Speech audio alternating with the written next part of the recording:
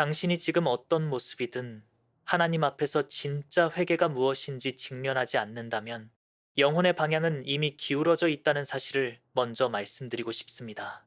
왜냐하면 많은 성도들이 입술로는 회개를 말하지만 실제로는 삶의 방향을 바꾸지 않은 채 같은 죄와 같은 욕망 안에서 반복적으로 쓰러지고 있기 때문이며, 이것은 단순한 실수가 아니라 하나님이 가장 깊이 다루고자 하는 영역을 회피하고 있다는 분명한 신호이기 때문입니다. 그래서 저는 지금 당신에게 묻습니다. 당신의 회개는 감정입니까? 아니면 항복입니까? 하나님이 요구하시는 회개는 눈물의 양이 아니라 마음의 방향이며, 다윗이 시편에서 보였던 찢어진 심령이 바로 그것이고, 이것이 호세아서에서 하나님이 그들의 입술이 아니라 마음을 원하신다고 말씀하신 이유입니다. 그리고 당신 안에서 일어나는 미세한 불편함, 죄의 냄새를 감지할 때 느껴지는 가책, 아무도 모르는 자리에서 다시는 그러지 않겠다고 결심하게 만드는 내적 압박, 그것이 바로 성령께서 이끄시는 첫 번째 징조입니다.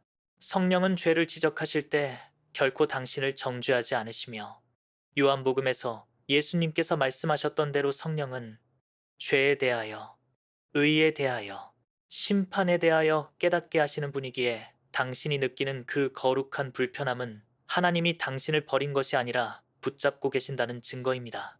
그러나 여기서 두 번째 징조가 이어집니다. 그것은 당신의 의지와 상관없이 삶의 방향을 하나님이 돌려놓기 시작하는 순간입니다. 당신이 계속 밀어붙이던 일이 막히거나, 잡고 싶던 관계가 흔들리거나, 죄를 지을 기회가 갑자기 사라지거나, 평소 같으면 넘어갔을 유혹이 더 이상 달콤하게 느껴지지 않는 그 변화는 우연이 아니라 히브리서에서 말하는 징계하심을 향한 하나님의 개입이며, 이것은 당신을 부수기 위한 것이 아니라 돌이키도록 부르기 위한 은혜의 끈입니다. 세 번째 징조는 당신의 마음 깊은 곳에서 하나님 앞에 다시 서고 싶다는 갈망이 강하게 일어나는 것입니다. 이것은 감정적인 영적 고향이 아니라 영이 깨어나는 부르심으로써 이사야 55장에 나오는 여호와를 만날 만한 때에 속한 신비로운 초대이며, 기도하고 싶지 않은데 기도 자리에 자꾸만 마음이 끌리고, 성경을 펼치고 싶지 않은데 왠지 모르게 말씀을 찾게 되고, 죄에서 멀어지고 싶은데 체력이 아니라 영이 끌어당기는 그 갈망 자체가 하나님이 당신에게 직접 일으키시는 표적입니다. 네 번째 징조는 당신이 죄를 대하는 태도 자체가 변하기 시작한다는 것입니다. 이전에는 죄를 지어도 다들 이렇게 살아 라고 합리화했을 수 있지만, 이제는 작은 죄도 당신 안에서 견딜 수 없는 무게로 다가오며, 누군가 보지 않아도 하나님이 보고 계시다는 의식이 강렬해지고, 죄를 반복했을 때 느껴지는 내적 고통이 과거보다 훨씬 날카로워지는 이유는 하나님이 당신을 더 깊은 자리로 초대하고 계시기 때문입니다. 이것은 단순한 죄책감이 아니라 로마서에서 말하는 마음을 새롭게 하는 변형이며, 죄를 미워하는 감정이 아니라 죄를 버리도록 영이 이끄는 전환점입니다. 다섯 번째 징조는 실제 행동과 방향 전환이 일어난다는 것이며, 이것이야말로 진짜 회개의 핵심입니다. 당신이 끊어야 할 관계를 끊고, 버려야 할 습관을 버리고, 어두운 공간을 떠나고, 숨기던 죄를 드러내고, 변명하던 입술을 닫고 하나님께 순종하는 쪽으로 걸음을 내딛는 실제적 변화가 나타날 때 하나님이 요구하시는 회개가 완성되기 시작합니다. 성경이 말하는 회개는 돌아서다라는 의미처럼 마음뿐 아니라 행동의 방향까지 바뀌는 것이며, 야고보서에서 행함 없는 믿음이 죽은 것이라고 말한 것처럼 행동 없는 회개는 존재하지 않습니다. 그래서 지금 당신이 느끼는 경고, 막힘, 갈망, 불편함, 변화는 모두 하나의 방향을 가리키고 있으며, 그것은 하나님이 당신을 포기하지 않으셨다는 증거이자 영혼을 다시 세우기 위한 길로 이끄시는 부르심입니다. 당신이 지금 어디에 서 있든 하나님은 당신이 더 깊이 회개함으로써 자유와 정결함과 권능의 자리에 서기를 원하십니다.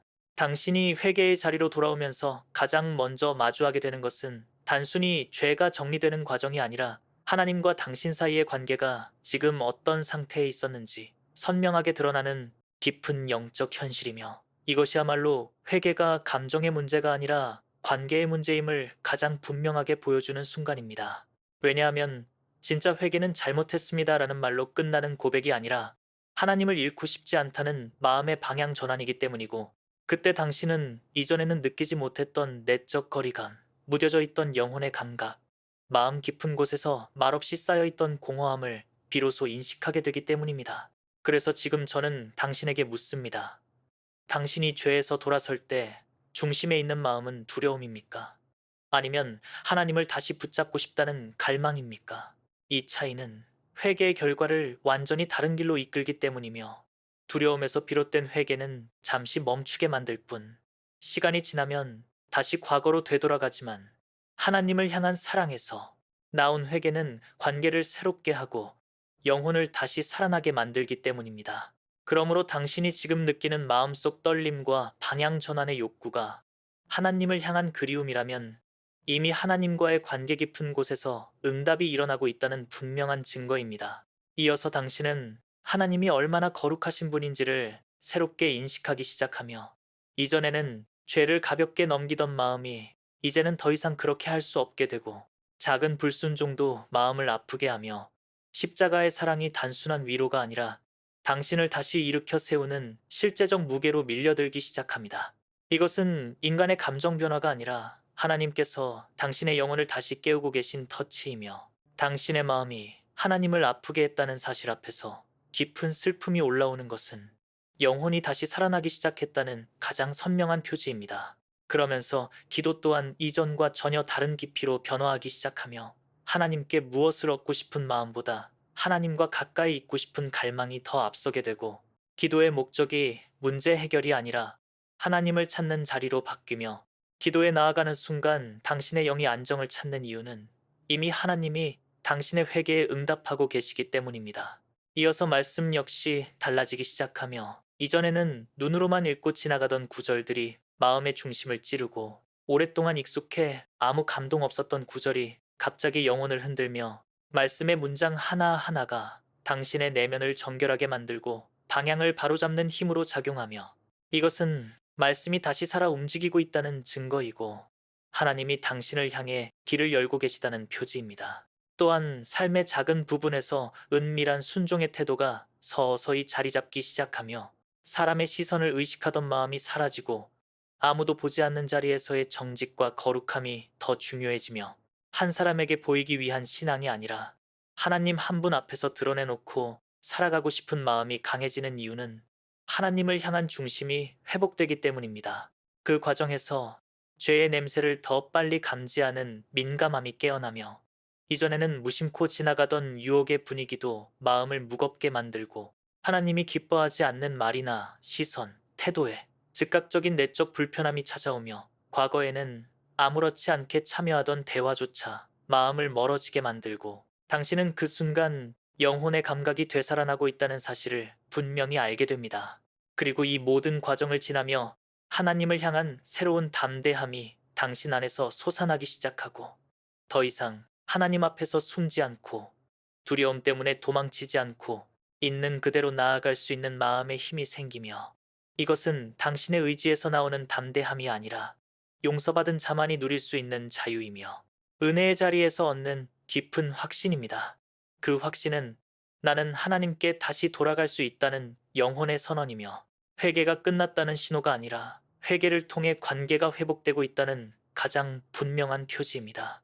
지금 당신 안에서 일어나고 있는 갈망, 변화, 민감함, 불편함, 눈물, 기도, 말씀의 살아움직임, 숨겨진 자리에서의 정직함, 그리고 하나님 앞에서의 담대함은 모두 하나의 방향을 가리키고 있고, 그것은 하나님께 더 깊이 돌아오라는 초대이며, 하나님이 당신을 다시 세우고 계시다는 실제적 증거입니다. 그러므로 당신은 지금 이 흐름을 멈추지 말아야 하며, 하나님이 여신이 회복의 길을 더 깊이 걸어가야 하고, 그 걸음을 통해 앞으로의 영적 여정 전체가 완전히 새로운 방향으로 재편될 것입니다. 이 사역은 깨어있는 영혼들을 세우기 위한 작은 등불입니다. 당신의 기도와 멤버십 후원이 이 불빛을 지켜줍니다. 하나님 나라를 세우는 동역의 손길로 함께 해주세요. 오늘 영상이 당신의 마음을 흔들었다면, 그건 하나님께서 지금 당신을 부르고 계신다는 뜻입니다. 깨어있는 자로 서서 이 세대의 어둠 속에 작은 빛이 되어주세요. 구독과 좋아요는 이 메시지가 더 많은 영혼에게 닿을 수 있도록 돕는 통로가 됩니다. 그리고 당신의 생각과 깨달음을 다른 분들과 공유할 수 있게 댓글로 남겨주세요. 당신의 한 문장이 또 다른 영혼을 깨울 수 있습니다.